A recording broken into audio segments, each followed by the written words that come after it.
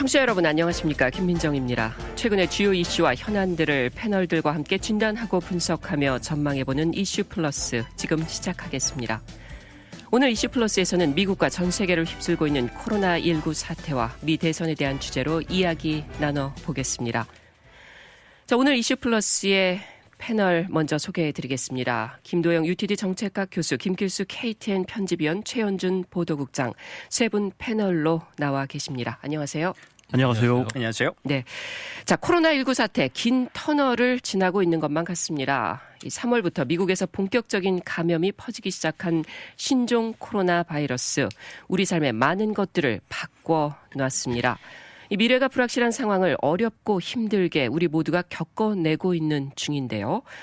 오늘 오후 3시를 기준으로 전 세계 코로나19 확진자가 391만 738명, 사망자는 27만 2,778명, 미국 확진자는 127만 3,887명, 사망자는 7만 6,368명입니다.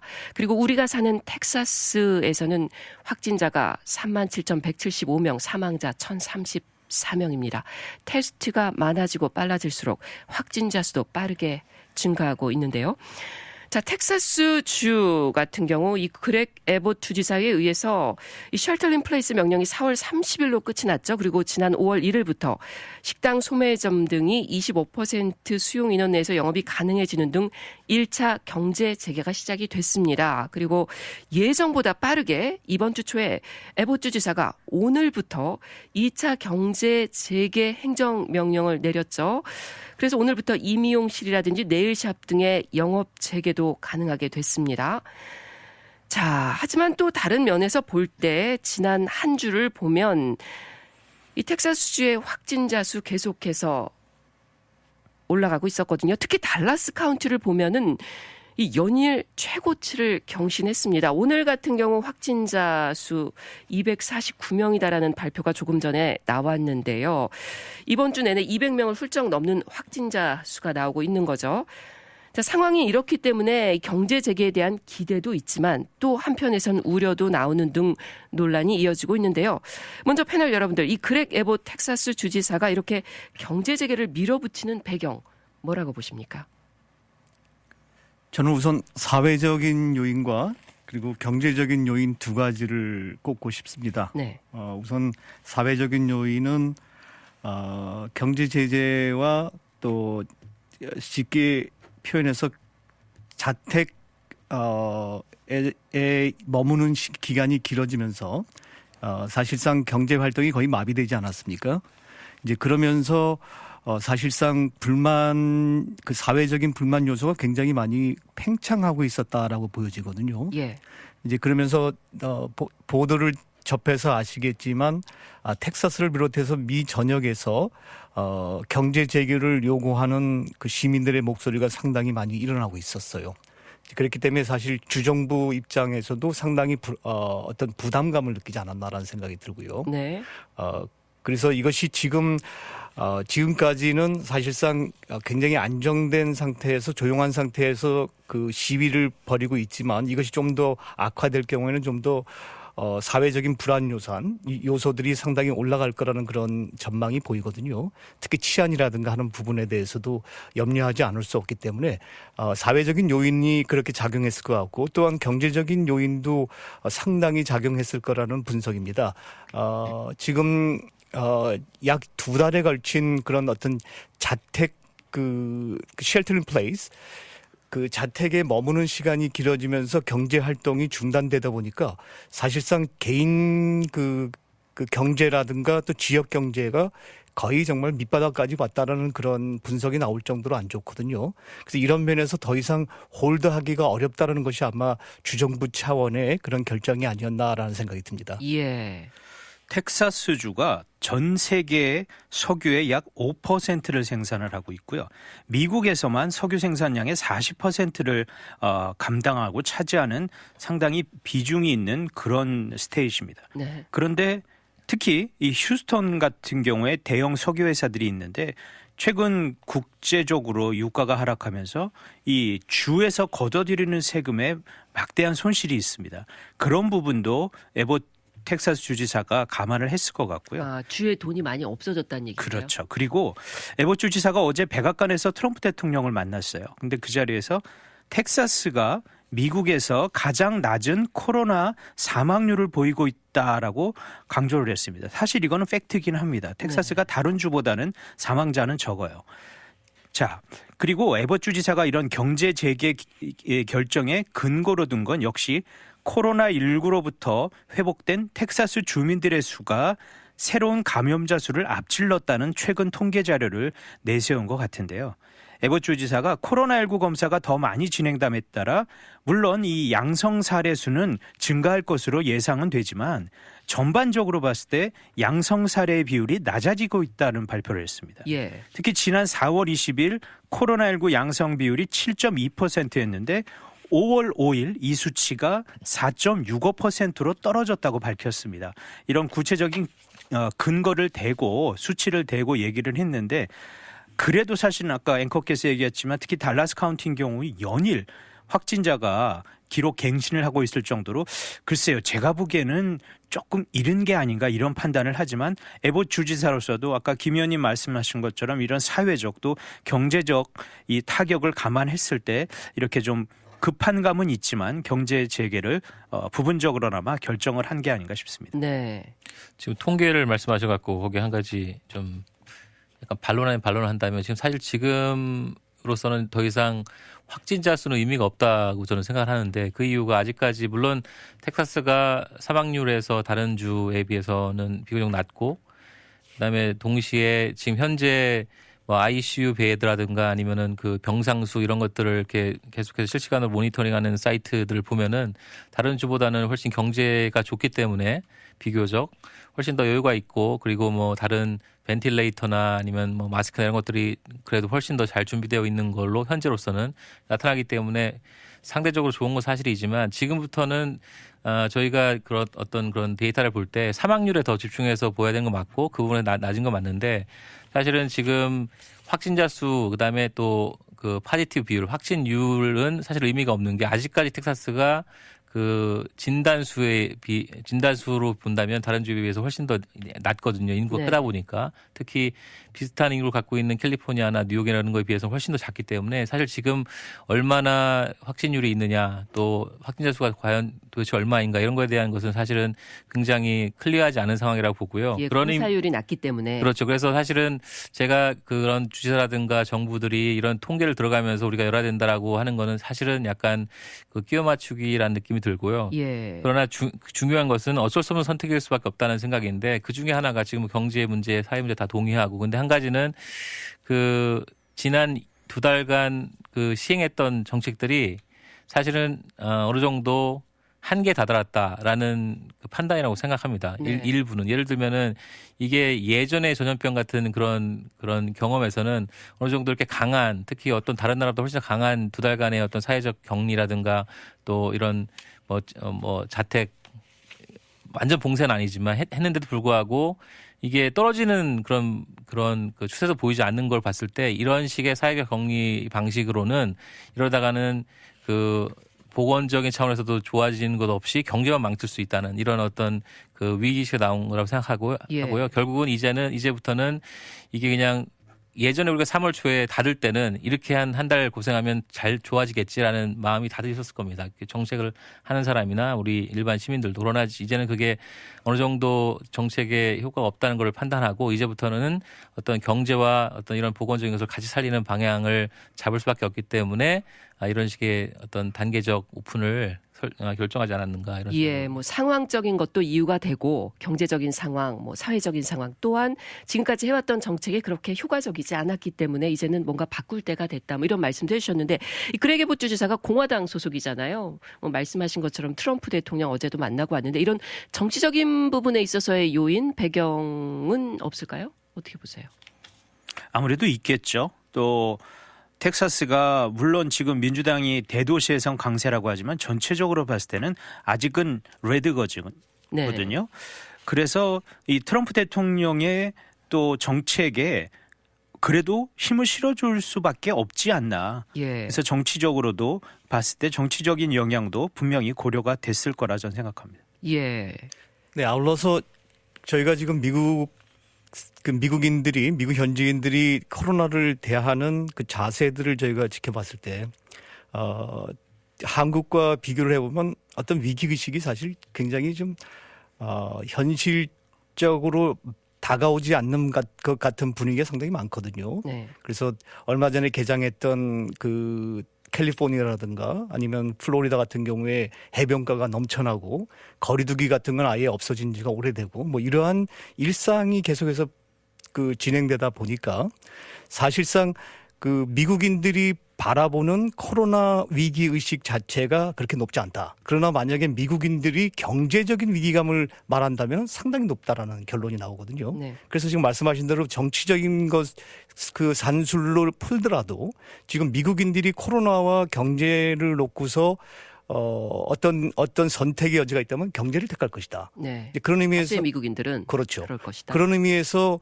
그 굉장히 트럼프 대통령이 정치적으로 계산을 했고 또 거기에 대해서 우리 지금 텍사스 에봇 주지사도 트럼프 대통령의 그런 행정에 대해서 서포트를 하고 있다 이렇게 보여집니다. 예. 뭐 최근에 또 이슈가 됐던 게 달라스 카운티 클레이 젠킨스 판사 같은 경우는 5월 15일까지로 쉘터인 플레이스 그 명령을 오더를 연장을 했는데 그 뒤를 이어서 바로 에봇 주지사가 4월 30일로 이제 만료를 하고 5월 1일부터 1차 경제 제재 하겠다. 뭐 이렇게 돼서 좀 논란이 됐었잖아요. 그래서 그런 부분에 있어서도 뭐 달라스 카운티 판사 같은 경우는 민주당 소속인가요? 어떤 지금 좀 논란들이 계속해서 나오고 있어서 주정부와 또 카운티, 로컬 시 정부 간의 그런 미묘한 어떤 갈등의 모습도 보여지고 있는 것 같은데 뭐 얼마 전에 또 미용실 여주인 사건 있지 않았습니까?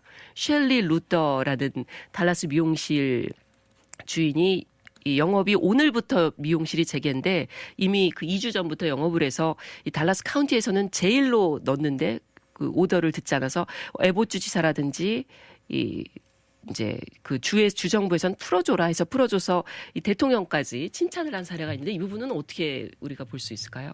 이게 제가 아까 정치와 연결해서 생각한다면 사실은 이게 보건 위기와 경제 위기, 즉 위기 간 충돌 문제로 예전에 이제 KTN에도 제 글을 썼는데 이제 문제는 뭐냐면 이런 복잡한 방정식을 풀려면 결국은 그 모든 지역 아니면 모든 업종, 모든 어떤 클래스에 맞는 해결책은 절대 없다는 거거든요. 근데 지금 그 달라스 판사와 또 주지사와의 그런 갈등도 결국은 트럼프 대통령도 각 주에서 물론 본인의 의견을 얘기하지만 결국은 각 주에서 알아서 해라 할 수밖에 없는 거고 동시에 주지사도 사실은 전체적인 가이드라인만을 줄 뿐이지 각 도시 뭐 아직 텍사스에는 뭐 확진자 1명 나온 카운티도 있고 그런데 이런 데를 모든 거를 다 통일하게 되는 그런 정책을 취하는 것은 있을 수도 없고 있어서도 안 되는데 그럼 결국은 그렇게 어느 정도 그 룸을 주고 줘야 되는데 달라스 젠킨스 판사가 이렇게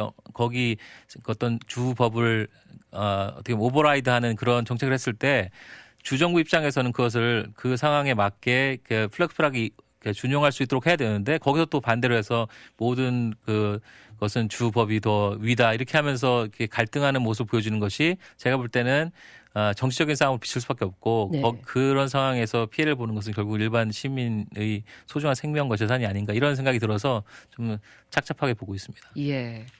자, 지금 이제 경제 재개를 2단계까지 했습니다. 이 텍사스 주 같은 경우는 그리고 그렉 에봇 주지사가 이번 주 초에 말하길 18일부터는 조금 더 확대를 하겠다. 그래서 뭐 체육관 같은 곳도 물론 제한적이지만 오픈할 수 있게 할 것이고 그리고 뭐 그 외에도 좀 더 이제 경제 재개에 대해서 확장하는 이야기를 했는데 패널 여러분들께서는 지금 어떻게 보십니까? 뭐 경제 상황이 지금 바닥을 치죠. 실업률도 계속 치솟고 있고요. 그리고 한편에서는 또 코로나 확진자는 계속 증가하고 있는데 지금 텍사스 주만 봤을 때 이 경제 재개의 이 단계라든가 시점 적절하다고 보십니까?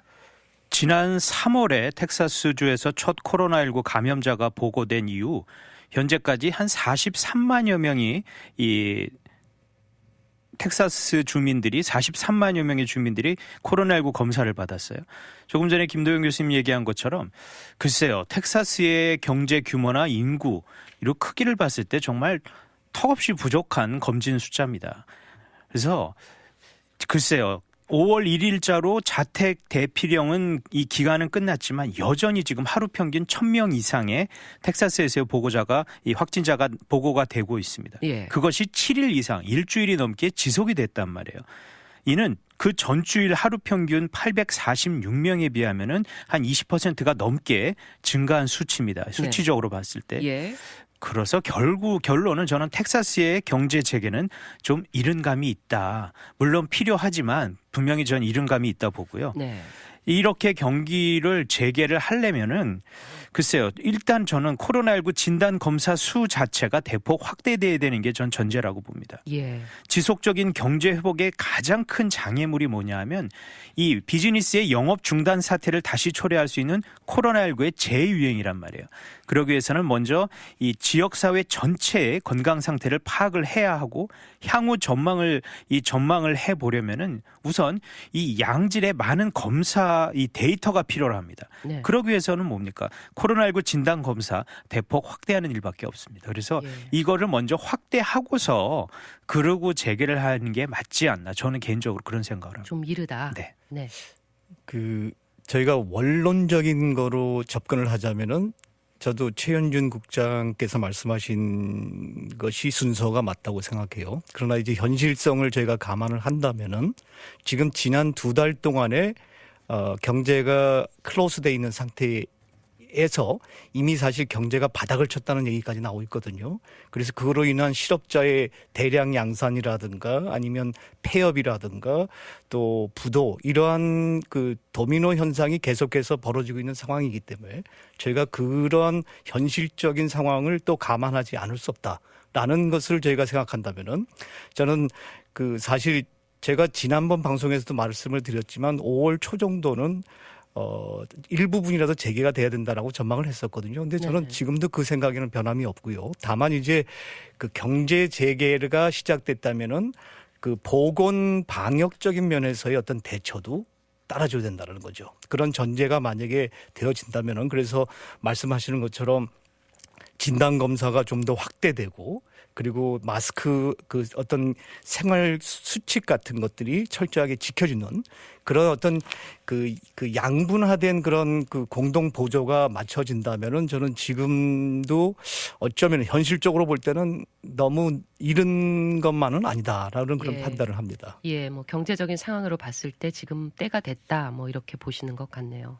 저도 개인적으로는 상당히 우려가 되지만 그 정책적인 입장에서는 어쩔 수 없는 선택이었고 그리고 그 시기도 더 늦출 수 없는 상황인데 그러면 그 모든 사람이 궁금해하시는 것 중에 하나가 그런 것 같습니다. 과연 이렇게 우리가 거의 락다운 비슷한 정도로 사회적 격리를 세게 했는데도 불구하고 1,000명, 2,000명 그 텍사스에서 막 나오는데 예. 근데 만약에 이거를 풀었을 때 얼마나 더 커질 것이다. 그래서 어떤 기사들은 뭐 10배, 뭐 20배 오를 거다 이렇게 말도 하는데 제 생각에는 그렇게까지는 안 될 거라고 생각을 하지만 그 결국은 지금 말씀하신 것처럼 이렇게 열면서 거기에 대한 대안이 있느냐? 대안이 별로 없는 것 같습니다. 예를 들면 우리가 진단 숫자를 어떻게 더 늘릴 것이다. 이런 거에 대한 얘기 전혀 없고요. 그다음에 그 진단된 그런 것들을 어떻게 활용해서 우리가 이제 뭐 컨택트 트레이싱이라서 접촉자 관리라든가 어떤 더 보다 좋은 정보를 제공한다든가 아니면 마스크들을 뭐 그냥 무상으로 제공한다든가 어떤 그런 그 관련된 정책들이 전혀 없는 걸 보면서 네. 제가 볼 때는 그냥 그 개인의 그런 경각심에 의존하는 정책이라고 생각해요. 그러니까 꼭 텍사스뿐만 아니라 모든 미국이 그래서 예. 그러나 말씀드린 것처럼 개인의 경각심이 굉장히 많이 올라와 있기 때문에 그 예전처럼 갑자기 뭐 내일 2배 되고 3배 되는 이런 식으로 갑자기 폭증하지는 않을 것 같고 이미 어떤 정책을 써도 안 듣는 그런 계층, 그다음에 어떻게 심하게 방역을 해도 걸리는 계층, 또 기저질환 등에 의해서 죽는 계층 이런 것들은 많이 이미 다 발현이 됐다고 생각해서 네. 아주 폭발적인 제2차 막 그 점프는 없을 거라고 조심스럽게 생각해 보지만 그럼에도 불구하고 이것이 장기전으로 갈 것 같다. 그래서 지금 벌써 학교 같은 경우는 가을 학기를 어떻게 할 것이냐, 뭐 내년 봄 학기는 어떻게 할 거냐 이런 얘기들이 많이 나오는데 사실은 그 암울하게도 저는 8월, 9월까지 계속해서 이 상황이 가지 않을까 그런 생각을 하고 있습니다. 예. 자, 그렇군요. 지금 상황적으로 봤을 때는 적절하다 내지는 조금 이르다 이렇게 말씀들을 하셨는데 지금 미국에서 코로나19 환자가 처음 발생한 게 2월이었죠. 그 이후에 벌써 세월이 많이 흘렀습니다. 뭐 2달이 훌쩍 넘었어요. 그렇게 봤을 때 우리가 또 아무래도 이런 위기 상황 속에서는 정부의 정책을 바라보고 있을 수밖에 없습니다. 특히 이 연방정부, 트럼프 대통령이 과연 이 코로나19 위기에 대해서 어떠한 정책들을 지금까지 펼쳐왔는데 그 부분에 대해서는 어떻게 보십니까? 초기에는 중국을 일찍 좀 이제 셧다운했다라는 것에 대해서 또 일각에서 말이 많았었는데 그 이후의 정책들, 계속된 그 정책들에 대한 평가를 해보자면 어떻게 보십니까? 우선은 코로나 정국에서 트럼프 대통령의 가장 큰 실책은 초기 대응 실패죠. 말씀하신 것처럼 1월 말에 여러 논란이 있었지만 미국이 이 중국발 미국 입국 제한을 실시했어요. 그것에 대해서는 저는 비판하고 싶지 않습니다. 선제적으로 강한 이런 제재를 했던 거에서 저는 어떻게 보면 어떤 면에서는 박수도 보냈거든요. 그런데 이제 그 이후가 문제인 거죠.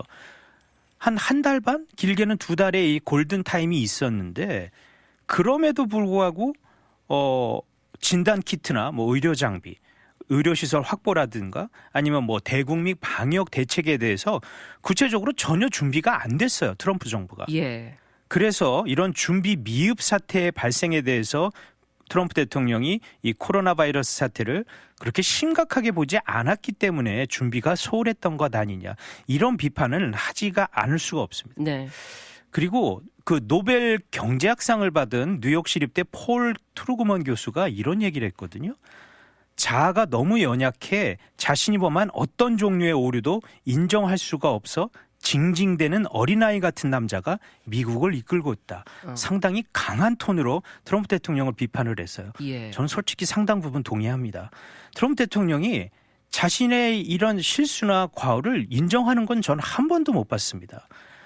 글쎄요. 물론 정치인이 이제 좀 돼가서 그런데 저는 정치인이라면 사실은 이 멋진 사과, 정말 진정 어린 사과와 용서를 구하는 게 필요하다고 보는데 전혀 자기 잘못은 인정 안 하고 민주당 탓, 중국 탓만 하고 있단 말이에요. 네. 저는 이런 부분도 굉장히 문제라고 보고 그리고 사람 잘못 쓴 것도 인사 문제에 있어서도 전 트럼프 대통령이 상당히 실책이 이번 코로나 시국에서 있었다고 봐요. 예. 한 예를 들게요. 트럼프 대통령이 지난 3월 말에 미국에서 코로나19 사망자가 10만 명을 훌쩍 넘을 것이라는 이런 예상에 상당히 불만을 표하면서 그때 이제 케빈 해시 씨죠. 백악관 선임 이 경제 선임 보좌관이 이끄는 그 팀의 코로나19 사망자 규모를 예측을 다시 맡겼어요. 근데 이 케빈 해시 백악관 경제선임 글쎄요. 전염병하고는 상당히 연관이 없는 인사거든요. 전문성이 전혀 없는 사람인데 네. 이 사람한테 이거를 맡겼어요. 저는 이해가 안 갑니다. 이런 위중한 이 코로나가 팬데믹이 된 이런 상황에서 어떻게 전문성이라고는 전혀 없는 사람을 이런 또 수장에 앉혔다는 게 정말 인정이 안 되고요. 그래서 트럼프 대통령이 이 감염, 이 의학 전문가들의 의견보다는 경제 전문가들의 의견을 더 많이 수렴을 했단 말이에요. 그런 부분에서도 좀 실책이 있지 않았나 저는 이렇게 봅니다. 예, 초기에 그 중국 입국을 막은 것 외에는 거의 전반적으로 실책이었다 맞습니다. 이렇게 보시는 것 같아요. 저도 뭐 일정 부분 최현준 국장의 말씀하고 그 맥을 같이 하는데요.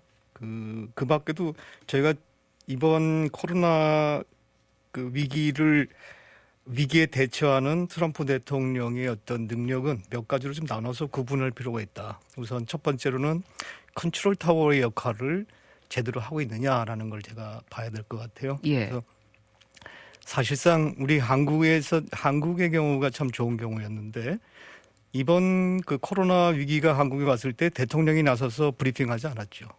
전문가를 내세워서 매일매일 1일 브리핑을 함으로써 그러한 코로나 위기를 맞고 바라보는 시민들로 하여금 어떤 믿음이라든가 정확한 진단이라든가 이런 데 대한 그런 그 위기의식 같은 것들을 제대로 전달될 수 있도록 해줬다라는 겁니다. 그래서 사실상 그 집단 감염이 발생했는데도 불구하고 한국이 대응을 잘했다라는 그런 평가를 받고 있다고 보는데 반대로 지금 미국 같은 경우에는 대통령이 일일이 나서서 계속해서 브리핑을 하고 있거든요. 그러면서 계속 말 실수가 나오고 또 그 의료 전문가와의 어떤 엇박자 같은 그런 어떤 그런 그 주장이라든가 입장이 나오다 보니까 국민들이 굉장히 혼란스럽다. 네. 이제 이런 면에서 사실 좀 트럼프 대통령의 저는 과실을 얘기하고 싶고요. 그다음에 경제적인 측면에서는 이번에 그 코로나 위기가 오면서 케어스 액트라 그래서 구제금, 지원금을 이제 2조 9천억 원, 9천억 달러죠.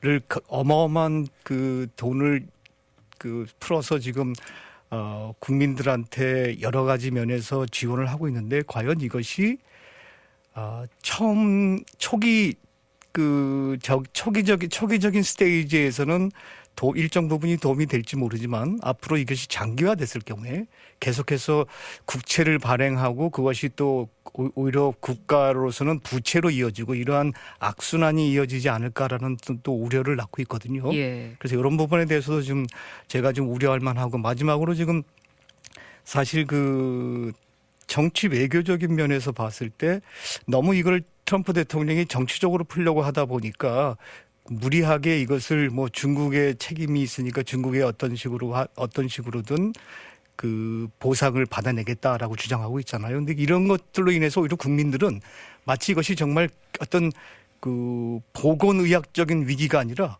정치 싸움에 말려든 것 같은 착각을 할 수도 있거든요. 예. 그래서 이런 세 가지 요인들에 대해서 트럼프 대통령이 조금 더 자중해야 되고 또 어떤 면에서 심사숙고해야 될 필요가 있지 않을까라는 생각입니다. 예.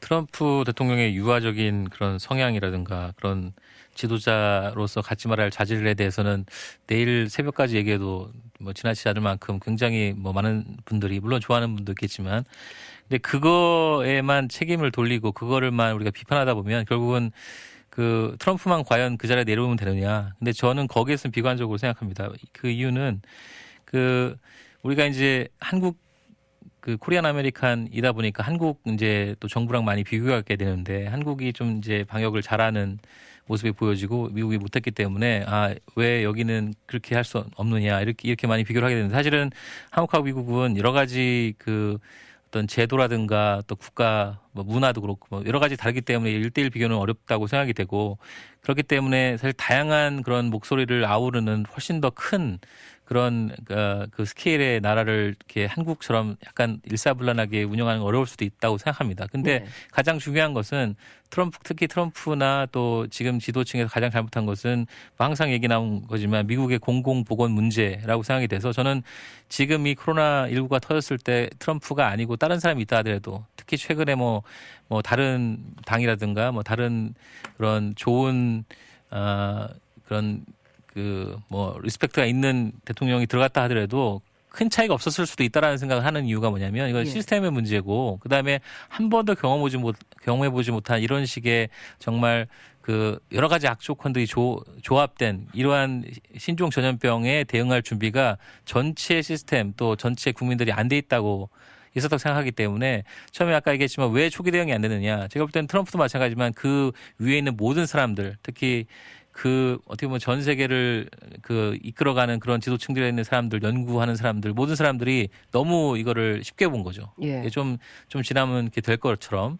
근데 그것은 결국은 그 뿌리 깊은 미국의 문제, 뭐 유럽도 마찬가지겠지만 공공보건이 안 돼 있고 전염병 대응이 안 돼 있고 그다음에 이런 식으로 신종전염병이 나왔을 때 이런 그 굉장히 큰 수준의 이런 국가를 어떻게 하면 그 효율적으로 통제해서 전염병을 컵을 낮출 것인가에 대한 대비가 전혀 안 돼 있었고 아직도 80년대 모델을 사용하고 있고 어떻게 보면은 너무 그 아주 낙관적으로 생각하고 너무 그 좀 안이하게 대응한 것이 대통령 하나의 문제가 아니라 대통령이 어떻게 보면 상징적으로 보여주는 것이지 지금에서야 조금씩 이제 정신을 차리고 돌아와 보는 사람도 있지만 어쨌든 그 당시에는 모든 사람들이 안이하게 저를 포함해서 보고 그래서 이것이 이렇게까지 커질지 몰랐다는 그런 어떻게 보면은 나이브한 생각이 이런 것들을 만들지 않았나 예. 이런 생각을 하고 있습니다. 세계 최강국 선진국 미국의 공공보건 정책 시스템이 그만큼 부실했다라는 건가요? 굉장히 부실한데 예를 들면 제가 예전에 4년에 에볼라가 터져서 미국이 잘 막고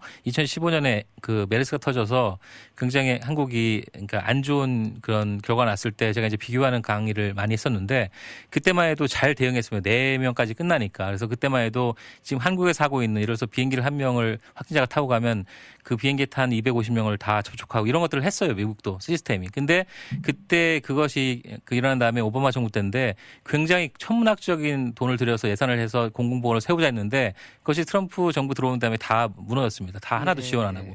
그게 결국은 공공 그 보건에 대한 그 민낯인데요. 그게 뭐냐면 전염병은 안 일어나면 그냥 버리는 돈이거든요. 이게 엄청나게 많은 CDC 같은 걸 확충했는데 10년 동안 전염병이 없으면 그냥 다 노는 인력인데 경제적인 논리로 보다 보면은 그런 것들이 다 필요 없는 인력 예산이라고 생각하기 때문에 이렇게 줄일 수밖에 없는 거거든요. 그래서 어떻게 보면 이런 전염병에 대한 그런 철학이라든가 논리 기반들 갖고 있는 지도자가 나와야 될 때다 이렇게 생각하고 있습니다. 김 교수님 의견에 일견 동의를 하면서도 좀 동의가 안 되는 것은 트럼프 대통령이 아니고 다른 누가 했어도 이번 사태는 막을 수 없을 것이다.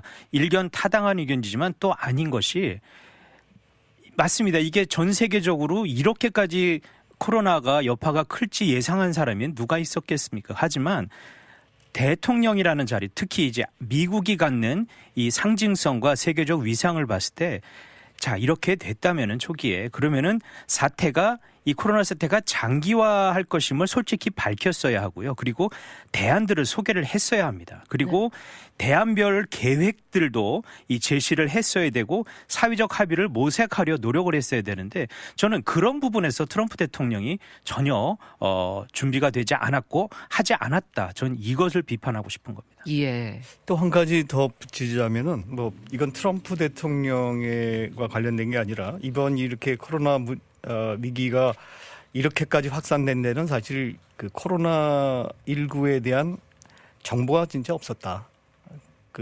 그래서 이 코로나 19만이 갖고 있는 게릴라성 그 전파력이 얼마나 무서운지에 대해서 사실은 저희가 좀 안이하게 봤다라는 뭐 안이하게 봤다라고 사실 또 말하기도 좀 애매한 게 신종이기 때문에 전혀 예측할 수 없었다라는 것이 가장 맞는 얘기 같아요. 그러니까 이 코로나19만이 갖고 있는 그런 급속한 전파력에 대한 것을 예측할 수 없었다라는 것이 아마 전 세계적으로 이렇게 큰 공포감까지 불러들이지 않았나라는 생각이 듭니다. 예, 뭐 코로나 사태로 인해서 전 국민이 굉장히 힘들어하고 있습니다. 뭐 사회적으로도 경제적으로도 심리적으로도 모든 면에서 아주 뭐 힘든 시간들을 다 함께 보내고 있는데 이 패널 여러분들께서 코로나에 대한 이 코로나19 사태에 대한 현 트럼프 정부의 어떤 실책이라든지 잘못된 점들 쭉 얘기를 해 주셨어요. 그렇다면 지금 이 현 시점에서 이 코로나19 사태 극복을 위해서 참 이것이 제일 필요하고 중요한 정책이다라고 혹시 생각하시는 것 있으십니까? 일단은 글쎄요. 뭐 너무 뻔한 얘기겠지만 사회적 거리두기 진짜 좀 잘 실천했으면 좋겠어요. 네. 확실히 미국 사람들이 조금 글쎄요, 무디다고 해야 될까요? 이런 거에 대해서 심각성을 확실히 뭐 한국이나 다른 나라의 국민들에 비해 좀 덜 느끼고 있는 게 아닌가. 그리고 마스크 착용도 잘 안 하는 사람, 아직도 마켓 같은 데 가면 안 하는 사람 많거든요. 네. 미국인들. 그런 부분들. 특히 이제 대형 매장들에서 뭐 고객이나 직원들이 마스크 착용 의무화해야 되고 또 6피트의 이 사회적 거리를 제발 좀 지켜줬으면 좋겠어요. 그것만 제대로 지켜진다도 저는 이 확진자 수 줄어들 수 있다고 봅니다. 예. 결국은 시민 정신. 근데 그게 쉽지 않은 게 사실은 그 대통령 하나를 바꾸고 내각을 바꾸고 아니면 정책을 바꾸는 건 오히려 쉬운데 이 사람들의 문화를 바꾸는 또 어떤 그 습관을 바꾸는 건 힘들다는 게 공공보건학에서 가장 첫째 그런 어떤 노임인데요. 왜냐하면 예를 들어서 어떤 뭐 에이즈를 막기 위해서 이렇게 정책을 할 때 예를 들어서 콘돔을 나눠줘서 쓰게 하는 게 더 중요하냐 아니면은 뭐 그 헬티 섹스 비헤이브를 해야 되는 게 더 쉬우냐. 어떻게 보면은 돈이 더 들 것 같은데 사람의 생각을 바꾸는 게 가장 힘듭니다. 이 어떤 보건학에서는. 네. 마찬가지로 이것도 사실은 어떤 디바이스를 주고 어떤 것을 계속 정보를 주는 게 훨씬 더 이펙티브하지 사람의 생각이라든가 습관을 바꾸는 게 훨씬 더 힘들다는 거죠. 지금 뭐 아까 트럼프가 왜 계속 그런 백악관에서 확진자가 나오는데도 불구하고 그 마스크를 안 쓰느냐. 자기가 마스크를 썼다는 것은 뭔가 졌다라는 걸 보여주는 거고 약하다는 걸 보여주는 어떤 그런 마인셋을 바꾸는 것은 어떻게 보면 그 사람이 죽기 전에는 이게 안 바뀔 정도로 힘들다는 예. 거죠. 트럼프 대통령 고글을 쓸지언정 마스크는 안 그렇죠. 쓰고 나오죠. 나는 고글은 쓰지만 그러니까 그런 면에서 제가 볼 때는 그냥 사람들한테 계속 계도하고 이런 것보다는 뭔가 필요한 정보를 주는 게 필요한데 그중에 하나가 확진자 동선 관리인데 그러니까 기본적으로 이게 약간 치킨 게임이에요. 우리가 월마트를 나가도 저 사람이 걸렸을까 안 걸렸을까 계속해서 생각하게 되는데 거기에 비슷한 그러니까 한국 같은 경우에 굉장히 잘한 것이 물론 적긴 하지만 그 확진자가 나오면 동선을 관리하잖아요. 그러니까 어제 같은 경우 이태원에 이게 터지면 이태원에 어디 방문한 사람 어디 가고 다 이걸 하잖아요. 근데 미국에서 이게 안 되는 이유가 뭐냐면 이 어떤 프라이버시 그런 어떤 개인 정보 이런 것 때문에 네. 국가 자체가 그런 것들을 너무 강하게 규제하고 있다는 거죠. 그래서 저희 공부하는 사람들은 어떤 생각을 하냐면 이런 것들이 사실 연구도 못하게 하거든요. 예를 들어서 저희 같은 경우에 지금 컨택트 트레이싱에 대한 그런 앱 같은 거 만들고 막 이러고 있는데 미국 같은 경우는 할 수가 없습니다. 예, 기술적으로는 가능한데 법적인 그렇죠. 것 때문에 그렇죠. 그래서 이제 아프리카 같은 데서 하고 있는데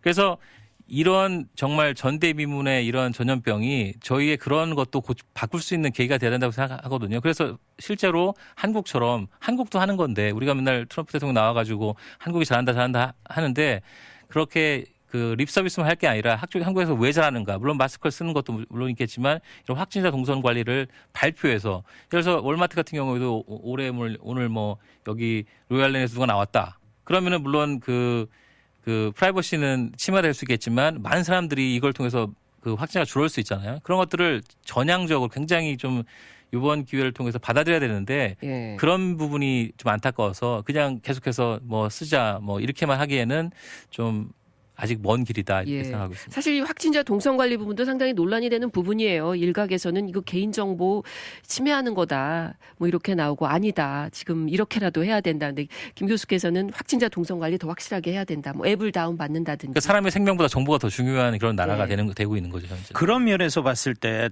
이 미국에서 코로나19 발병이 본격화되기 초기에 트럼프 행정부가 이랬잖아요. 건강한 사람은 마스크 안 써도 된다. 이런 얘기를 대통령도 하고 텍스포스에서도 이런 얘기를 했단 말이에요. 그렇죠. 그런 게 상당히 많은 수의 미국인들이 건강하면 안 써도 되겠지. 이게 사실 영향이 큽니다. 이런 공식 언론 브리핑이나 이런 데서 하는 얘기가. 네. 근데 그런 걸 안 했기 때문에 저는 물론 미국민의 고유 문화 속에서 마스크 착용하면 우리 김 교수님 얘기한 것처럼 진 거 아니냐 이런 문화 있는 거 알아요. 그렇지만 아픈 사람만 쓴다 이런. 네.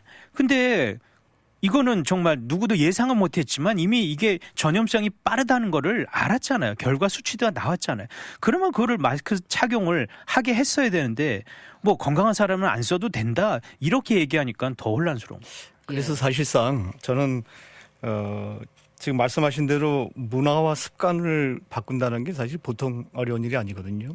근데 이제 그래서 일반적으로는 이제 문화와 습관을 바꾸는 것보다는 맞춰가는 게 좋다라고는 얘기하는데 지금처럼 이렇게 보건학적인 대위기에 처해 있을 때는 문화와 습관을 바꿀 수 있는 방법은 딱 한 가지입니다. 통제와 규제라고 저는 생각하거든요. 예. 그래서 만약에 마스크를 쓰지 않았을 경우에는 아무리 지금 인권을 논한다 하더라도 지금 같은 경우에는 사실 인권보다는 사실 안전이 더 중요하다고 보여지거든요. 그래서 일정 부분 누려야 될 인권을 잠시 억제를 하더라도 이러한 규제와 통제를 통해서 그리고 또 그거를 이행하지 않았을 때 따르는 적절한 처벌을 통해서 그래서 해야만 된다라는 의식을 만약에 일반인들한테 쌓여준다면은 네. 저는 아마 지금 우리가 우려하고 있는 것처럼 마스크를 안 쓰고 다닌다든가 이런 것을 많이 아마 지금 해결이 되지 않을까라는 생각을 합니다. 예. 자, 이 코로나 사태로 인해서 또 가장 크게 타격을 받는 게 바로 경제 아닙니까? 그렇기 때문에 또 우리에게도 지금 피부적으로 다가오고 있습니다. 실업수당 청구하시는 분들도 주변에 많으시고 가게 문 못 열고 아예 닫아버리시는, 그러니까 아예 이제 셧다운을 해버리시는 분들도 계시고 큰 기업들도 지금 줄줄이 파산을 하고 있습니다. 뉴스를 통해서 접하셨겠지만 니만 마커스, 제이크루인가요? 챕터 11 불렀고요. 그리고 미국 실업률이 4월 달에 14.7%까지 올랐다고 지금 이제 발표가 됐습니다. 그렇기 때문에 이 경제 부분이 또 가장 우려가 되는 부분 중에 하나인데 지금 현 행정부에서 이 부양 정책을 쓰고 있지 않습니까? 지금 4단계까지 나왔습니다. 조금 전에 말씀하신 케어스 액트가 3단계로 나온 이 지원 패키지 법안인데 2.2조 달러의 그 정부 긴급 자금 지원 내용을 담고 있죠. 그리고 이미 1단계는 지난 3월 6일에 이 코로나 바이러스 대비와 대응을 위한 보충 책정법으로 백신 연구 개발에 830억 달러를 지출하는 내용이었고 2단계가 그 이후 3월 18일 이 가족이 우선으로 하는 코로나 바이러스 대응법 그래서 유급병가와 실업급여에 초점을 맞춰서 1,040억 달러 지출하는 내용이었습니다. 3단계가 케어스 액트 우리가 이 케어스 액트 같은 경우는 많이 이야기를 했죠. 가장 역사상 큰 규모의 그 양을 가지고 있는 3단계 이후에 지금 PPP죠. 이 급여보호 프로그램의 펀드가 바닥이 나자 다시 좀 중소기업과 스몰 비즈니스 구제기금을 대폭 확대하는 4,840억 달러 규모의 4단계 지원법안 지난 4월 말에 이제 나왔습니다. 그리고 앞으로 뭐 5단계도 나온다, 6단계까지 나온다, 뭐 여러 얘기가 나오고 있어요. 자, 일단 지금 4차례에 걸친 부양 정책이 나왔는데 지금 이게 지금의 이 경제를 살리는데 얼마나 효과가 있을까요? 지금까지 시행을 한 이 코로나19 경기 부양책은 역시 이제 미국 경제가 거의 뭐 혼수 상태에 빠져 있는 듯한 그런 모습을 보이니까 어떻게 보면 좀 산소 호흡기를 연결한 이 정도였다고 저는 딱 거기까지였다 이렇게 봅니다. 네. 그래도 어찌 됐든 경제에 숨통을 휜 것은 맞는 것 같아요. 응급조치한 네. 것이다. 솔직히 저만해도 이 경기부양책 일환으로 1인당 1,200불 받는 거. 그래서 제가 애들이 둘인데 저희는 정말 큰 도움이 됐습니다. 예. 그 부분에 대해서 도움이 된 게 막 뭐 저처럼 실제로 도움받은 일반 가정들이 많을 거예요. 그런데 자, 지금까지는 이 초당적 단결에 힘여서 공화민주공이 이 4차까지 경기부양안이 통과가 됐지만 그런데 이 경기 하강이 장기화된다? 그러면은 이 두 당의 단합이 지속될지는 저는 조금 의문이 갑니다. 예. 그 11월 특히 대통령 선거를 앞두고 최근 수년간 의회를 마비를 초래했던 이 양극화가 다시 또 일어날 수 있거든요. 역대 최대 규모의 경기 부양이 워낙 빠른 속도로 처리된 이유이기 때문에 이 의회 내에서 앞으로 경기 부양에 대한 이 단합을 하는 모멘텀은 저는 앞으로는 조금 더 약해질 가능성이 있다고 봅니다. 경기 부양 효과는 글쎄요. 제가 뭐 전문가는 아니지만 분명히 이건 뜨거운 논쟁거리인 건 맞습니다. 물론 공화민주공이 서로 정치적 논리를 배제한 주장이다라고는 서로 얘기를 하지만 사실 실제로는 정파적인 주장들이 더 많거든요. 예. 보수 진영에서는 효과가 적다 이런 주장하고 있고 반면에 또 진보 민주 진영에서는 이 경기 부양이 효과가 크다 이런 것을 또 주장하기 위한 데이터들이 계속 나오고 있어요. 예. 자, 이 추가 경기 부양에 대한 논의에서는 그래서 좌우 양 진영의 차이가 더 부각이 될 가능성이 있다고 봅니다. 네. 실제로 민주당에서는 이런 뭐 인프라나 복지, 푸드 시스템, 이 푸드 스탬프 확대 등을 이 경기 부양안에 좀 더 많이 넣자. 그러는 반면에 공화당은 좀 다르거든요. 예. 감세 그리고 이제 규제 완화 등을 주장을 하고 있어요. 같은 돈 내에서 쓰는 이 액수를 완전히 좀 차이가 있거든요. 네. 그래서 지금까지 뭐 통과가 됐지만 5차, 6차 얘기도 나오고 있는 것은 알고 있지만 지금처럼 빠르게 이게 통과가 쉽게 되지는 저는 않을 것 같습니다. 예. 일단 저도 그 코로나로 인해서 영향을 미치는 경제를 이야기하자면은 우선 두 가지로 제가 생각을 해볼 수가 있다. 하나는 서민 경제와 하나는 국가 경제인데요. 지금 서민 경제 같은 경우에는 말씀하신 대로 뭐 1,200불에 1인당 1,200달러의 부양 지원금이 지금 이제 계속해서 지원되고 있는 걸로 알고 있는데 사실 그 돈이 그 한 번 지금 처음 받았을 때는 상당한 도움이 될 거라고 저는 보여집니다. 지금 최현준 국장 말씀하신 대로 그게 유용하게 쓸 수 있는데 만약에 직장을 잃은 상태에서 이러한 지원금이 계속해서 나올 수 있느냐라는 그 질문을 할 때 예. 상당히 사실 부정적일 수 있거든요. 그 왜 그러냐 하면은 국가 경제에 있어서 그 올해 적자가 약 3조 7천억 원 정도로 3조 7천억 달러 정도로 예상되고 있고요. 네. 국가 부채가 GDP 기준 해가지고 100%가 넘는 수치가 된다고 합니다. 그 정도 된다면은. 그래서 이런 상황에서 계속해서 국가에서 국채를 발행하면서 빚을 져가면서 계속해서 정부에서 지원을 해줄 수가 있는가를 놓고 본다면은 사실상 저는 오히려 또 다른 어떤 위험 요소가 더 많기 때문에 사실 국가 부도까지도 자칫하면 생각할 수 있는 그런 위기도 올 수 있거든요. 그래서 저는 지금 현재로서는 사실 경제 정상화를 하루빨리 이루는 것이 국가에서 그냥 밑 빠진 독에 물을 붓는 것 같이 지원하는 것보다 훨씬 빠른 해결책이다라고 보여지기 때문에 예. 사실상 국가에서 받는 돈은 아마 지금 앞으로 한 달, 두 달 정도가 아마 맥시멈이 되지 않을까라는 생각이 듭니다. 네. 저도 이런 식의 경기 부양책은 어쩔 수 없이 단기적인 방책밖에 될 수 없고, 그리고 다행히 만약에 지금 현재 코로나 사태가 한 2, 3개월 안에 끝난다면 이게 어떤 전쟁이라든가 자연 재난에 의해서 어떤 인프라가 무너진 게 아니기 때문에 다시 그 직장이나 그 디맨드, 그 수요나 공급이 다 있고 다 실물이 다 있기 때문에 다시 복귀하면 되고 다시 이제 경제가 돌아가면 빠른 시기에 이제 우리가 보통 말하는 V자 반등이 될 거라고 생각하는데, 결국 이게 계속되거나 아니면 2차 웨이브가 오거나 아니면 매년 어떤 이렇게 찾아온다면 제가 볼 때는 이제 단기적인 방식은 어쩔 수 없이 이렇게 어떻게 보면은 감세라든가 아니면은 어떤 지원금을 주는 방법밖에 없지만, 더 나아가서는 사실 아이러니하게 이런 상황에서도 뉴욕 증시가 오르는 날이 많이 있잖아요. 특히 네. 이제 그 닷컴 기업 중심으로. 그래서 어떤 그런 경제 체질을 바꾸는 그런 식의 그 전략도 동시에 그냥 무조건 막 퍼주는 거는 지금 말씀하신 것처럼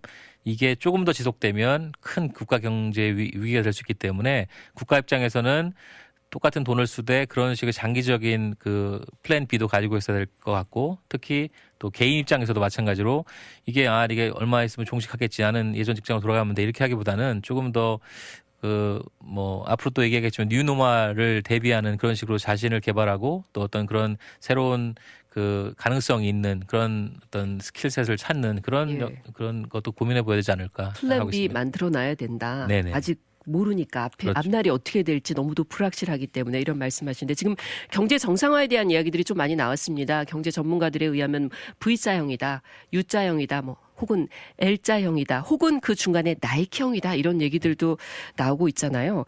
자, 패널 여러분들께서 이번에 이 코로나 사태에 대해서 상당히 많이 또 이 연구를 하셨을 텐데, 이 경제 정상화 언제쯤 가능할 것인지, 또 이 경제 정상화를 위해서 뭔가 중요한 조건이 있을 것 같은데 그것은 무엇인지 어떻게 보십니까?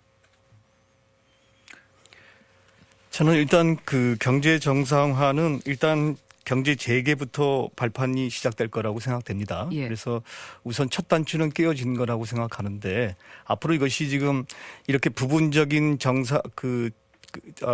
재개가 얼마나 빨리 수습이 돼서 완벽한 재개로 이어질 것이냐라는 관점이라고 생각합니다. 네. 그런 면에서 저는 만약에 제가 트럼프 대통령 행정부의 요원이라면은 저는 지금 현재로서는 개인을 구하는 것도 상당히 중요하지만 일단 경제를 살리는 방안에 대해서 그 대안 정책 마련이 저는 논의돼야 될 거라고 생각합니다. 예. 연방 정부의 경제 정책이 필요하다. 그렇습니다. 그래서 경제가 살면서 기업들이 다시 회생을 하고, 기업들이 회생을 함으로써 실업률이 저하되고 취업률이 다시 복귀된다면은 네. 저는 충분히 살아갈 수 있는데, 만약 이것이 그냥 퍼주기식으로만 이어진다면, 그냥 일반인들한테 퍼주기식으로만 이어진다면 그것은 큰 물꼬를 막을 수 있는 것을 미봉책으로 그냥 잘못하면 또 뚫릴 수 있는 그런 허점을 남길 수 있기 때문에 뭔가 방법론을 제시해주는 경제 정책이 연방 정부로도 필요하다라는. 그렇습니다. 그래서 그것이 특별히 이제 소상공인이라든가 아니면 기업들이라든가의 쉽게 얘기하면 그 사업주들한테 줄 수 있는 어떤 혜택이라든가 지원이라든가 이런 것들이 좀 더 확장된다면은 그럼 노동자들은 다시 일터로 복귀하게 될 것이고, 이런 것들이 얼마나 빨리 될 것이냐. 그리고 두 번째로는 여전히 남아있는 그 코로나 위기를 어떻게 극복할 것이냐에 대한 보건학적인 방역, 보건학적인 대책 이것 또한 빨리 만들어 수립해서 예. 진단검사도 더 확대시키고 그다음에 마스크라든가 아니면 그 방역용품이라든가 이런 것들도 충분히 마련돼서 그래서 진짜 말로가 아니라 그런 어떤 그 준비된 그런 그 방역 체계를 갖출 수 있는 그런 점들이 같이 이어진다면은 아마도 지금 이 상태라면 올 7월 정도 지나면은 조금 숨통이 트이지 않을까라는 생각이 듭니다. 연방 정부의 역할이 크다는 그죠. 말씀이시네요. 네. 예. 사실 뭐 셧다운이나 락다운 같은 이런 조치들은 이런 위급한 상황 속에서 뭐 국민의 건강, 국민의 안전이라는 어떻게 보면 쉽고 단순한 논리로 이걸 정당화하기가 쉬운 측면이 있습니다. 여건이 어렵고 심각할수록 이 사회적 지지를 받기는 조금 더 쉬워지니까요. 반면에 그 해제는 이건 조금 더 복잡한 문제예요. 네. 거기에는 뭐 의료 체제 및 방역 외에도 경제적인 계산 또 뭐 심리적인 상태, 뭐 시민들의 스트레스나 이런 거 여러 가지 요소들이 함께 고려되는 만큼 더 복잡하고 사회적 설득도 더 어렵습니다. 이 네. 해제나 경제제기 같은 건. 뭐 특히나 또 이제 증폭된 사회적 공포를 넘어야 하고 특히나 재유행의 위험성을 어느 정도는 감수를 해야 하는 부분이 있습니다. 예. 자, 이번 주 일요일 그러니까 10일이 되겠죠. 10일자로 미국 50개 주 가운데 43개 주가 부분적으로나마 이 경제 정상화에 착수가 됩니다. 거의 모든 주가 이제 해당이 되는 건데요. 네. 자, 이 부분에 대해서 우리가 한번 생각을 해보자고요. 띵크탱크 중에 하나인 이제 존스 홉킨스 보건안보센터가 있는데 거기 수석연구원 케이틀린 리버스라는 사람이 이런 말을 했습니다. 백악관이 제시한 재가동 4가지 기준이 있는데 그것을 모두 충족한 주는 냉정히 말해 하나도 없다고 얘기를 했습니다. 지금 이미 경제 정상화를 시동을 건 주 중에서도 한 군데도 없다는 거예요. 자, 일단 첫 번째 기준이 뭡니까? 이건 명확하게 제시를 했잖아요. 신규 확진자가 최소 2주간 감소하는 것을 이 그래프상으로 봤을 때라는 조건이 있는데 거기에 물론 2주간 감소세가 나온 주들도 제법 있지만 그렇지 않은 주가 훨씬 많습니다. 예. 그걸로만 봤을 때는 트럼프 정부의 이 경제 재개 속도는 너무 빠르고 이른 감이 있는 건 사실입니다. 네. 아까도 이 텍사스의 경제 재가동 때도 제가 말씀드렸지만 이거는 조금 확대해서 미 전역으로도 봤을 때도 우선은 코로나19 진단 검사가 확실히 더 많아져야 되는 것은 저는 확실한 전제 조건이라고 봅니다. 예. 이게 해결이 안 된 상태라면은 저는 너무 위험한 게 아닌가 이렇게 봅니다. 예. 그렇다면 정상화도 아주 좀 시간이 더 걸릴 수 있다. 뭐 이렇게 보시는 거네요. 경제 정상화 부분에. 저는 그 부분에 대해서는 조금 더 보수적으로 보고 싶어요. 예. 알겠습니다. 네. 경제 정상화가 언제쯤 될 거냐 이거는 뭐 아무도 모르는 거지만 제가 볼 때는 그 섹터에 따라 다르다고 생각해요. 그러니까 금방 이게 코로나가 그러니까 종료가 된다. 뭐 종료를 어떤 기준으로 종료라고 말할지 모르지만 뭐 지금 그렇게 따지면 한국은 종료냐 아니냐. 뭐 사실 그 한국적인 상황에서 이 지금 현재 미국의 정책 오픈한 정책을 본다면 말도 안 되는 지금 그 감소세가 아니라 오히려 증가세인데 저희는 이제 오픈하고 있잖아요. 그러니까 어떻게 보면 말도 안 되는 상황인데도 불구하고 그럼에도 불구하고 지금 그 연다는 건 결국 경제를 먼저 살리겠다는 것이 그 대놓고는 얘기 안 하지만 다 있는 어떻게 보면 전략인데 그러면 언제 그럼 정상화 될 거냐?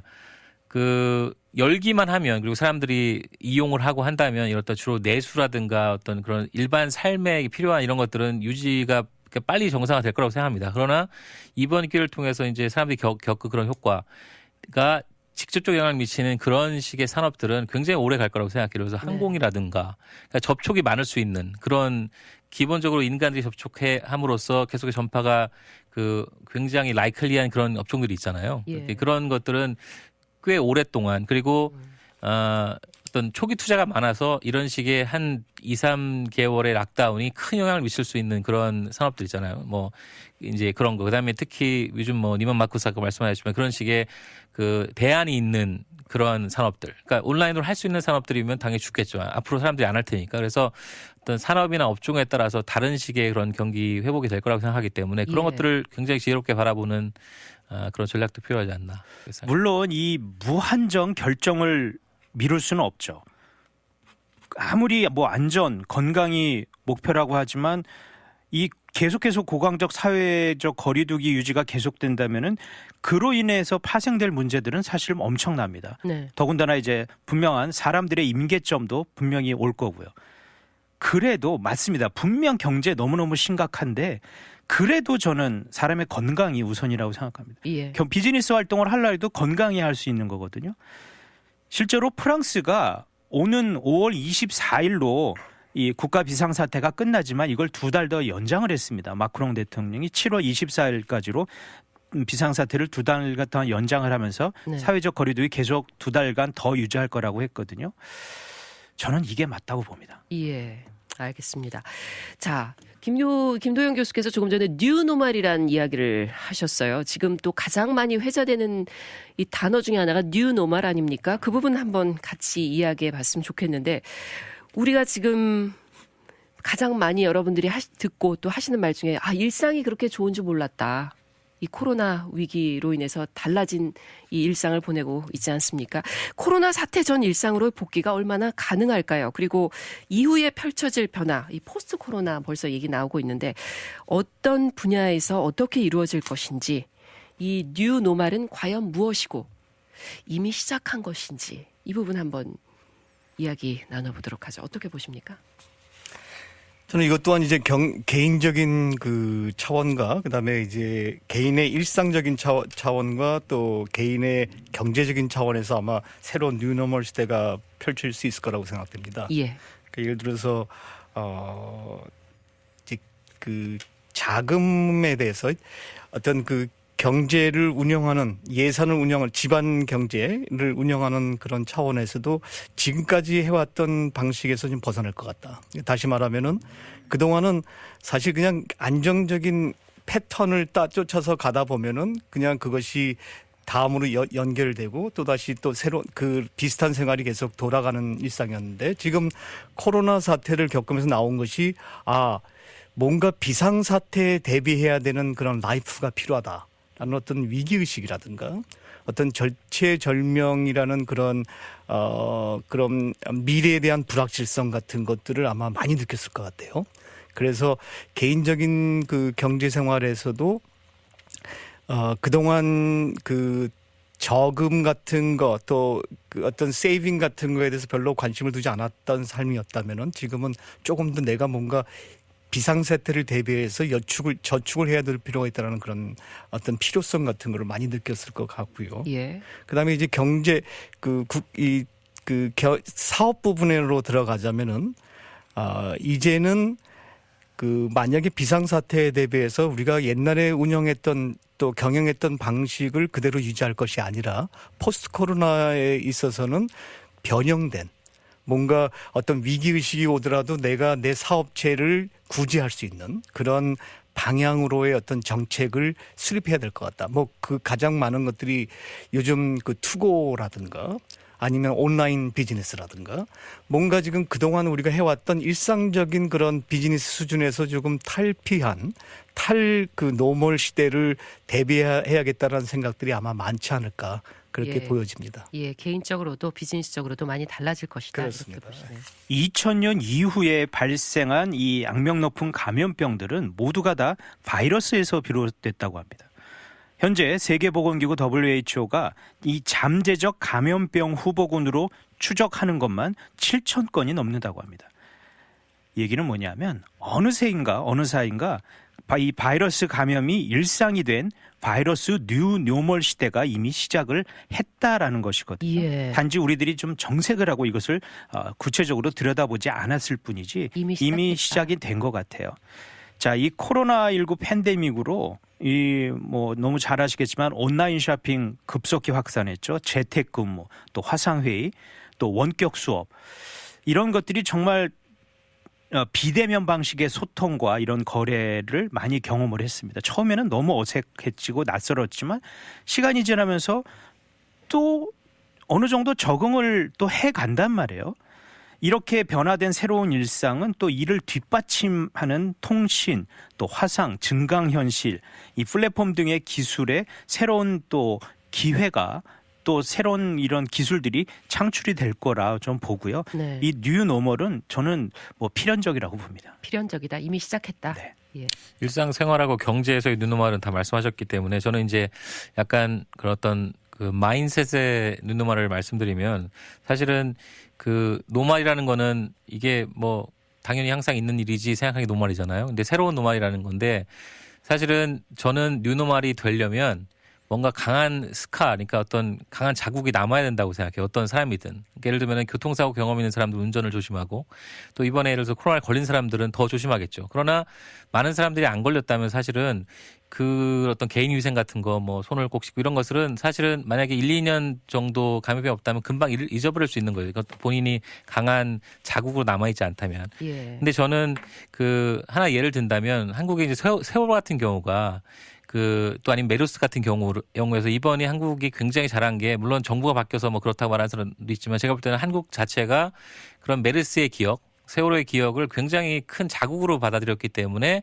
이번에 세계가 부러워하는 모범이 될 수 있다고 생각합니다. 그러니까 네. 저는 미국한테도 이건 굉장히 좋은 기회라고 생각이 되는 게 이번 코로나19가 그냥 한 2만 명, 3만 명에서 없어졌다면 이런 것들은 기회가 안 됐을 텐데 지금 뭐 200만 명, 300만 명이 되는 상황에서 이것을 새로운 노말을 찾을 수 있는 특히 국가 차원에서도 그런 기회가 된다면 좋겠는데 아까 뭐 공공보건에 대한 그런 것도 마찬가지지만 앞으로 지도자를 뽑을 때 이런 공공보건의 중요성을 아는 사람을 뽑고 또 좋은 자기가 전문가가 아니더라도 우리가 공공보건 전문가를 뽑자는 게 아니라 그럴 때 자신이 모름을 인정하고 좋은 사람을 쓰고 또 국가 시스템들을 10년 동안 감염병 없을 수 있지만 그것을 낭비라고 생각하지 않고 투자라고 생각할 수 있는 그런 마인드를 갖고 있는 지도자를 뽑고 뭐 로컬도 마찬가지고요. 그런 식의 노말. 그런다면 바라기는 이번에 한국이 그렇게 좋은 것이 한국이 원래부터 잘했던 것이 아니라 3, 4년 전에 그런 실패를 겪고 어떤 배운 레슨, 뉴 노멀에 의한 거라면 미국도 이번을 잘 어떤 그런 것들을 노멀을 바꿀 수 있는 기회로 삼는다면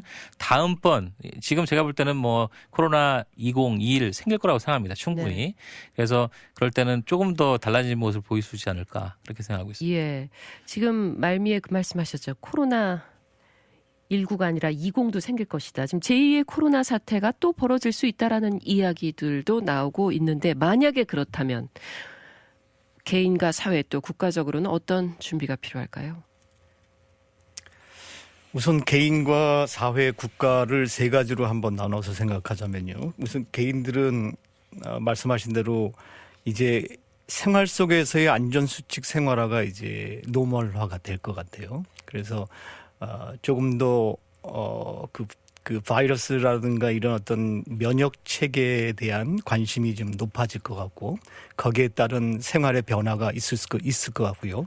그다음에 사회적으로는 이제 그 여럿이 모인다든가 집단이 모인다든가 뭐 이런 상황이 온다면 거리두기 같은 거를 조금 더 한 번 더 생각해 보려는 그런 어떤 자세라든가 의지들이 보일 것 같습니다. 네. 마지막으로 국가적인 차원에서는 이러한 어떤 그 질병에 대한 어떤 백신 개발에 대한 연구와 투자가 좀 더 진행될 것 같고요. 예. 그다음에 이런 경우를 대비한 의료 장비의 그 구비 뭐 이런 것들도 충분히 될 것 같고 그다음에 예산 같은 경우에도 국가 예산도 이러한 경우를 대비해서 따로 추가 경정을 편성한다든가 해서 어떤 비상사태에 대비할 수 있는 그런 움직임들이 아마 나오지 않을까라는 생각이 듭니다. 예. 이게 참 쉽지 않은 문제죠. 재유행을 만약에 한다면. 그런데 지금 한국은 이미 시작이 됐지만 생활 방역으로 이제 전환이 됐잖아요. 네. 그러면은 이 감염병 재유행의 위험을 각오를 하되 저는 두 가지를 결정을 해야 한다고 봅니다. 하나는 언제, 또 다른 하나 이제 어떻게, 이 when과 how의 문제일 텐데 네. 구체적으로 어떤 상태가 이 생활 방역이 가능한 조건인지 정해져야 그래야 이제 언제부터 시작을 할지 결정을 할 수가 있는 거고 근데 그 결정 속에는 집단 감염의 가능성이 상존하는 뭐 병원, 요양원 또 종교시설은 물론이고 또 학교 또 스포츠시설 이런 대중 집회 등의 위험 요인들 중에 어디까지가 일상으로 돌아가고 어디까지 제한을 지속해야 하는지 이런 조건들을 분명히 갖춰줘야 합니다. 이거는 국가가 할 일이겠죠. 예.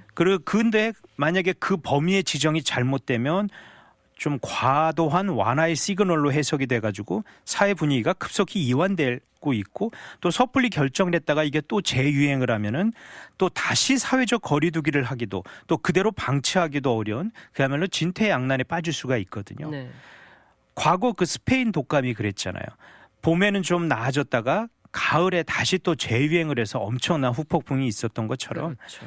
그 부분에 대해서 그런 확실한 이 범위를 설정을 하는 게 국가가 해야 될 것 같고요. 개인적으로는 물론 개인 위생 같은 거 당연히 해야 되겠죠. 네. 그리고 이참에 미국도 분명히 이 의료 시스템 문제는 반드시 한번 짚고 넘어가고 좀 수정을 해야 할 것 같습니다. 예.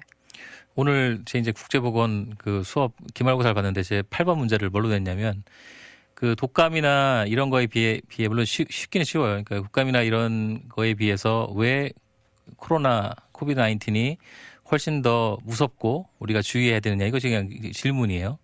그 이유가 당연히 우리가 그 이뮤니티가 없기 때문에 그다음에 그 백신이라든가 드럭이 없기 때문이 이제 그 정답인데 결국은 제가 볼 때 뉴노멀 중에 하나가 그쪽으로 굉장히 관심을 가지고 연구라든가 또 여러 가지 예산 지원이 될 거라고 생각을 하고 이게 아까도 말씀하셨지만 20세기 들어서 모든 전염병 중에 대부분이 이 바이러스가 왔었는데 이게 제가 그 수업 시간에 보여주면은 굉장히 재밌는 게 우리가 보통 그 트랜스미션 에이전트라고 하는 게 바이러스가 있고 박테리아가 있고 파라사이트 기생충이 있는데 박테리아하고 파라사이트는 선진국은 다 이제 그 오버컴을 했습니다. 그래서 예전에는 막 100년 전에는 미국도 뭐 장티푸스가 걸리고 콜레라 걸리고 그랬는데 이제는 다 이게 넘어갔잖아요. 우리 이제 미국도 그런 미국이나 선진국들도 그런 시기가 있었지만 어떤 생활을 방역하고 또 깨끗하게 하고 물을 깨끗하게 먹으면서 다 이렇게 우리 오버컴 한 것처럼 근데 지금 지도를 보여주면은 바이러스와 관련된 지도는 선진국이 더 많아요, 오히려. 왜냐하면 훨씬 더 인터랙션이 많기 때문에. 그래서 이게 앞으로 21세기는 전염병, 특히 바이러스 관련된 전염병과의 싸움이라고 생각이 돼서 앞으로는 그런 쪽에 예산도 많이 집행이 될 테고 많은 연구자들이 그런 쪽에 백신을 개발하고 약을 개발하고 또 그런 관련된 기술도 개발할 것 같고 뭐 아까도 얘기했지만 이제는 무슨 뭐 무인형 창고 그다음에 무인형 그런 뭐 쇼핑 이런 것들이 계속 나오기 때문에 앞으로 5년 10년 특히 저희 아이들이 살아갈 시대는 아마 그러니까 저희가 상상할 수 없는 새로운 노말이 막 나오지 않을까. 예, 그런 기반 중에 하나가 전염병이 있다고 생각합니다. 예. 지금 말씀하신 부분들이 바로 뉴 노말의 한 면이 아닐까 이런 생각이 들고 이런 시점에서 지금 코로나19가 가장 또 이 극에 달해 있는 한 가운데 있는 시점이지만 이미 뉴 노말이 시작됐을 수도 있기 때문에 우리 개인적으로도 또 가족 간에도 이 뉴 노말에 대해서 고민을 해봐야 되는 시점이 아닌가 이런 생각이 듭니다.